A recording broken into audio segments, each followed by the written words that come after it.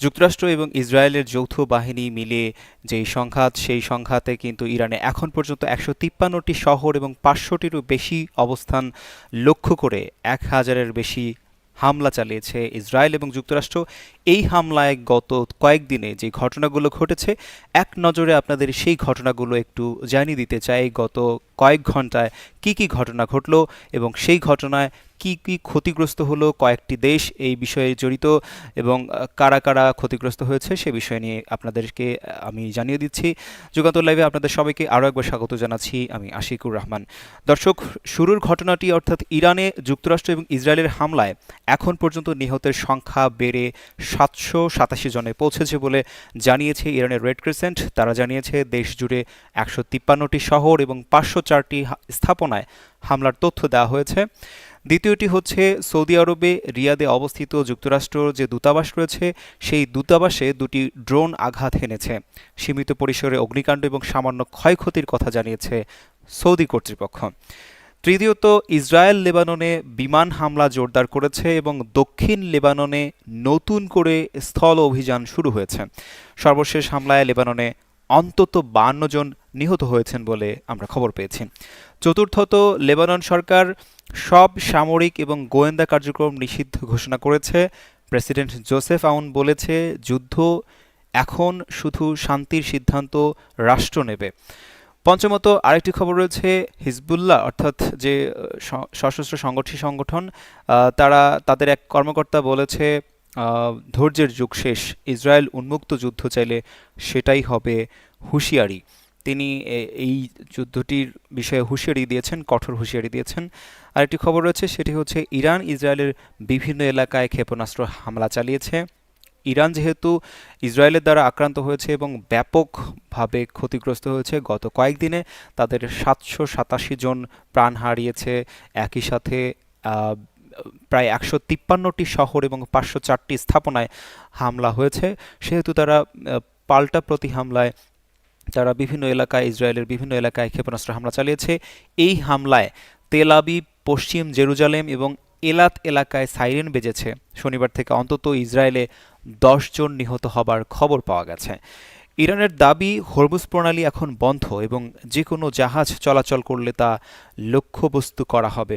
অর্থাৎ হরমুজ প্রণালী বন্ধ করে দিয়েছে ইরান, সেটি তারা জানিয়েছে, সেটি তারা দাবি করেছে। একই সাথে তারা বলেছে যে হরমুজ প্রণালী দিয়ে যদি কোনো জাহাজ চলাচল করতে সাহস করে তাহলে তারা সেটিকে লক্ষ্যবস্তু হিসেবে পরিণত করবে এবং এই হরমুজ প্রণালী বন্ধ হওয়ার কারণে বিশ্বের তেল প্রায় ১/৫ যেহেতু এই পথ দিয়ে প্রবাহিত হয়, সেহেতু একটি বড় ধরনের ক্ষতির মুখে আন্তর্জাতিক বাজার এবং ধারণা করা হচ্ছে যে এই হরমুজ প্রণালী বন্ধের কারণে ইউরোপে গ্যাসের দাম $৭০০ ছাড়িয়ে যেতে পারে এবং ইতোমধ্যে আন্তর্জাতিক বাজারে কিন্তু অস্থিরতা শুরু হয়েছে।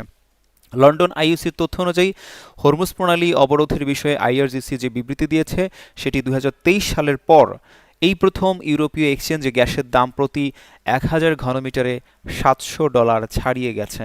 সেই বিষয়টি কিন্তু রাশিয়ার স্থানীয় সময় সকাল ৭টা পর্যন্ত যেটি এক্সচেঞ্জ লেনদেন হয় মস্কোতে, সেই এক্সচেঞ্জ লেনদেনে শুরুর সঙ্গে সঙ্গে সূচক ০.৪৫% বেড়ে ২,৮৪৮.৩ পয়েন্টে পৌঁছেছে এবং এই দাম বৃদ্ধির কারণে এখন প্রতি ১,০০০ ঘনমিটারে গ্যাসের দাম $৭০০ ছাড়িয়েছে। এই গত ২৪ ঘন্টা যে ঘটনাগুলো ঘটেছে তার মধ্যে আরও একটি গুরুত্বপূর্ণ ঘটনা হচ্ছে কাতারের যে রাষ্ট্রীয় জ্বালানি কোম্পানি, সেই রাষ্ট্রীয় জ্বালানি কোম্পানি দুটি স্থাপনায় হামলার পর সব এলএনজি উৎপাদন স্থগিত করা হয়েছে। ফলে বৈশ্বিক তেল এবং গ্যাসের দাম দ্রুত বাড়তে শুরু করেছে। আরেকটি খবর রয়েছে, সংযুক্ত আরব আমিরাতের ফুজাইরাহ বন্দরে ভূপাতিত ড্রোনের ধ্বংসাবশেষ থেকে কিন্তু আগুন লেগেছে। যে আগুনের কারণে কর্তৃপক্ষ জানিয়েছে পরিস্থিতি যদিও নিয়ন্ত্রণে এসেছে, কিন্তু হতাহতের কোনো খবর পাননি তারা। আরেকটি খবর রয়েছে, সেটি হচ্ছে চীন যুক্তরাষ্ট্রের হামলার নিন্দা জানিয়ে আলোচনায় ফেরার আহ্বান জানিয়েছে। যুক্তরাষ্ট্র যে হামলা চালিয়েছে ইরানের উপর, সেই হামলায় কিন্তু চীন বলেছে যে তারা এই হামলাকে কঠোর নিন্দা জানায় এবং একই সাথে তারা ইরানের শান্তিপূর্ণ পারমাণবিক যে শক্তি, সেই ব্যবহারের অধিকারকে তারা সম্মান করে। অর্থাৎ ইরান যেহেতু পারমাণবিক শক্তি অর্জনের চেষ্টা চালাচ্ছে, সেই চেষ্টাকে তারা সম্মান করে, সেই অধিকারকে তারা সম্মান করে, সেটি কিন্তু চীন জানিয়েছে। এদিকে ফ্রান্স জানিয়েছে যে প্রয়োজন হলে তারা অংশীদার দেশগুলোকে রক্ষা করবে। অঞ্চলটিতে অবস্থানরত প্রায় 4 লাখ ফরাসি নাগরিকের নিরাপত্তা পর্যবেক্ষণে রয়েছে প্যারিস। অন্যদিকে পাকিস্তান আংশিকভাবে তাদের বাণিজ্যিক আকাশসীমা বন্ধ ঘোষণা করেছে মার্চ মাসের শেষ পর্যন্ত। মধ্যপ্রাচ্যগামী 150টির বেশি ফ্লাইট বাতিল করা হয়েছে। ইরানের যে পররাষ্ট্র মন্ত্রণালয় তারা জানিয়েছে তারা আলোচনা নয় প্রতিরক্ষায় মনোযোগ দিচ্ছে। যুক্তরাষ্ট্রকে ইঙ্গিত করে কঠোর ভাষায় প্রতিক্রিয়া জানিয়েছে তেহরান। আন্তর্জাতিক আণবিক শক্তি সংস্থা নিশ্চিত করছে নাতাঞ্জ পারমাণবিক স্থাপনার প্রবেশপথে সাম্প্রতিক ক্ষয়ক্ষতি হয়েছে, তবে কোনো তেজস্ক্রিয় ঝুঁকি নেই বলে জানানো হয়েছে। আপনারা জানেন যে কয়েকদিন আগে সম্ভবত গতকালকেই ইরানের যে নাতাঞ্জ পারমাণবিক শক্তি কেন্দ্র রয়েছে সেই কেন্দ্রের উপরে কিন্তু ইসরায়েল হামলা চালিয়েছে। সেই হামলায় ক্ষতিগ্রস্ত হয়েছে, তবে কোনো তেজস্ক্রিয় ঝুঁকি নেই বলে প্রতিক্রিয়া জানিয়েছে ইরান। লেবাননে ইসরায়েলি হামলায় হাজারো মানুষ সিরিয়া সীমান্তের দিকে পালাচ্ছে, এমন একটি খবর আমার হাতে রয়েছে। তারা বলেছে যে জাতিসংঘের শরণার্থী সংস্থা তাদের বরাত দিয়ে অন্তত 30,000 মানুষ আশ্রয় কেন্দ্রে রয়েছে। লেবাননের যে রাষ্ট্রীয় বার্তা সংস্থা তারা জানিয়েছে ইসরায়েল সীমান্ত ঘেঁষা অগ্রবর্তী অবস্থান থেকে সেনা সরিয়ে নিচ্ছে লেবানন সেনাবাহিনী। রয়টার্সের তথ্য অনুযায়ী অন্তত 7টি ফরওয়ার্ড পোস্ট খালি করা হয়েছে। আরেকটি খবর, ইসরায়েলের প্রতিরক্ষামন্ত্রী ইসরায়েল কার্জ সেনাবাহিনীকে লেবাননের নতুন নিয়ন্ত্রণ এলাকা দখলের নির্দেশ দিয়েছেন। সীমান্তে নিরাপত্তা বলয় তৈরির কথা বলেছে ইসরায়েলি বাহিনী। হামাদানে আবাসিক এলাকায় হামলায় অন্তত 5 জন নিহত হবার খবর পাওয়া যাচ্ছে, যেখানে অন্তত 25 জন আহত হয়েছেন বলে ইরানের সংবাদ মাধ্যম জানিয়েছে। সেই কেরামন প্রদেশে যেহেতু সামরিক ঘাঁটি রয়েছে, সেই ঘাঁটিকে লক্ষ্য করেই 13 ইরানি সেনা নিহত হবারও খবর এসেছে। তেহরানের মোতাহারি হাসপাতালে হামলার পর ধ্বংসস্তূপের ছবি প্রকাশিত হয়েছে। স্বাস্থ্য অবকাঠামোগত যে লক্ষ্যবস্তু, সেই লক্ষ্যবস্তু হওয়ার কারণে উদ্বেগ বেড়েছে। যুক্তরাজ্যের প্রধানমন্ত্রী কিয়ার স্টারমার ইরান যুদ্ধে সমর্থন না দেওয়ায় তার সমালোচনা করেছে মার্কিন প্রেসিডেন্ট ডোনাল্ড ট্রাম্প। দুই দেশের ওপর যে সম্পর্ক, সেই সম্পর্কে চাপ তৈরি হয়েছে বলে মন্তব্য করেছেন তিনি। আমাদের হাতে আরেকটি খবর রয়েছে, সাইপ্রাসে ব্রিটিশ ঘাঁটি লক্ষ্য করে ড্রোন হামলা চালানোর পর ফ্রান্স সেখানে অ্যান্টি ড্রোন ও অ্যান্টি মিসাইল প্রতিরক্ষা ব্যবস্থা পাঠানোর পরিকল্পনা করছে। মার্কিন প্রেসিডেন্ট ডোনাল্ড ট্রাম্প বলেছেন সব লক্ষ্য অর্জন না হওয়া পর্যন্ত ইরানে তারা হামলা চালিয়ে যাবে। অভিযানের সময়সীমা নিয়ে তিনি কঠোর অবস্থান পুনর্ব্যক্ত করেছেন। নাতাঞ্জের যে পারমাণবিক স্থাপনা, সেই স্থাপনায় কিন্তু নতুন করে হামলার পর স্যাটেলাইটের ক্ষয়ক্ষতির চিত্র উঠে এসেছে। আপনারা স্ক্রিনে দেখতে পাচ্ছেন যে সৌদি আরবে যে তেলের কারখানা, তেলের যে শোধনাগার, সেই তেল শোধনাগারের উপর কিন্তু হামলা চালিয়েছে। সেই হামলাটি কারা চালিয়েছে সেটি স্পষ্ট নয়, তবে বিভিন্নভাবে জানানো হয়েছে যে এটি ইরান হামলা চালিয়েছে। এদিকে ইরান বলছে যে এই হামলার সাথে তারা জড়িত নয়।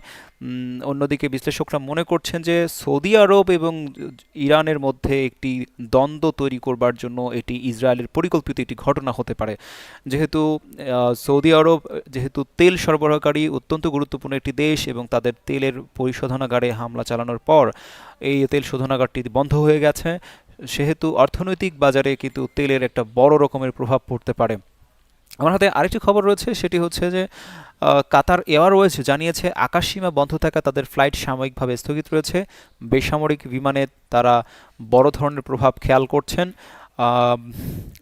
অন্যদিকে আরেকটি ঘটনা, আপনারা জানেন যে সর্বোচ্চ নেতা আয়াতুল্লাহ আলী খামেনি নিহত হওয়ার পর ইরানের 3 সদস্যের একটি অন্তর্বর্তীকালীন পরিষদ গঠন করা হয়েছে। সেই পরিষদটি নতুন নেতা নির্বাচিত না হওয়া পর্যন্ত এই যে পরিচালনা পর্ষদ, তারা রাষ্ট্র পরিচালনা করবে বলে জানানো হয়েছে। হাতে আরেকটি খবর রয়েছে, সেটি হচ্ছে কুয়েতে মার্কিন দূতাবাস পরবর্তী নির্দেশ না দেওয়া পর্যন্ত কার্যক্রম স্থগিত ঘোষণা করেছে। আঞ্চলিক উত্তেজনার কারণে নিয়মিত জরুরি সেবা বন্ধ রাখা হয়েছে। হাতে আরও একটি খবর আপনাদেরকে জানিয়ে দিতে চাই, ইরানের বিশেষজ্ঞ পরিষদের এক সদস্য বলেছে নতুন সর্বোচ্চ নেতা নির্বাচনের যে প্রক্রিয়া সেটি দীর্ঘ হবে না। সেই নির্বাচনে তাদের ব্যক্তিগত কোনো পছন্দ নয়, ধর্মীয় নীতির ভিত্তিতে সিদ্ধান্ত নেবেন বলে তারা জানিয়েছেন। এই খবরগুলো আমার হাতে ছিল। আমার হাতে আরও কিছু নতুন খবর এসছে, সেই খবরগুলো আপনাদেরকে একটু জানিয়ে দিতে চাই। তার মধ্যে অন্যতম একটি খবর হচ্ছে সৌদি আরবে হামলা আসন্ন, মার্কিন কনসুলেটে কেউ আসবেন না। মার্কিন দূতাবাস কিন্তু এই ঘটনার তথ্য জানালো। তারা কিন্তু রিয়াদে যে অবস্থিত মার্কিন দূতাবাস সৌদি আরবের পূর্বাঞ্চলে একটি আসন্ন হামলার বিষয়ে সতর্কবার্তা জারি করেছে। সামাজিক যোগাযোগ মাধ্যম দেওয়া এক পোস্টে মার্কিন দূতাবাস বলেছে যে দাহরানে ড্রোন বা ইউভি হামলার আসন্ন হুমকি রয়েছে, দয়া করে কেউ মার্কিন কনসুলেটে আসবেন না। এর আগে মঙ্গলবার ভোরে সৌদি আরবের রাজধানী রিয়াদে অবস্থিত মার্কিন দূতাবাসে ভয়াবহ ড্রোন হামলা ঘটে। সৌদি আরবের প্রতিরক্ষা মন্ত্রণালয় কিন্তু এক বিবৃতিতে এই হামলার খবর নিশ্চিত করেছে। দর্শক, এই খবরটি এখন পর্যন্ত ব্রেকিং নিউজ যে সৌদি আরবে হামলা হতে পারে, একটা বড় ধরনের হামলার আশঙ্কা দেখছেন অনেকেই। সেই আশঙ্কা থেকে মার্কিন দূতাবাস বলছেন মার্কিন কনসুলেটে কেউ আসবেন না। আর এর আগে কিন্তু সৌদির যে তেল পরিশোধনাগার, সেই তেল পরিশোধনাগারে কিন্তু হামলা চালানো হয়েছিল। সেই হামলায় ব্যাপক ক্ষতিগ্রস্ত হয়েছে তেল শোধনাগারটি, তবে সেটি এখন বন্ধ রয়েছে। যদিও কোনো বড় পরিসরের ক্ষতিগ্রস্ত হওয়ার খবর সৌদি আরবের পক্ষ থেকে জানানো হয়নি। আপনাদেরকে আরেকটি খবর জানাতে চাই, এই খবরটি আমার হাতে শেষ খবর। সেটি হচ্ছে ইরানের সঙ্গে আলোচনায় যে সম্ভাবনা, সেই আলোচনায় সম্ভাবনাটি নাকচ করে দিয়েছে মার্কিন প্রেসিডেন্ট ডোনাল্ড ট্রাম্প। তিনি বলেছেন যে ইরানের সঙ্গে আলোচনার সম্ভাবনা তিনি এখন দেখছেন না। এই আলোচনার সময় নাকি এখন পার হয়ে গেছে, তিনি সেটি বলছেন। এর আগে তিনি বলেছিলেন যে ইরানের নতুন নেতৃত্ব মার্কিন প্রশাসনের সঙ্গে আলোচনার আগ্রহ প্রকাশ করেছে, তিনি আলোচনায় রাজি আছেন। পরে হোয়াইট হাউস থেকেও তিনি বিষয়টি জানিয়েছিলেন।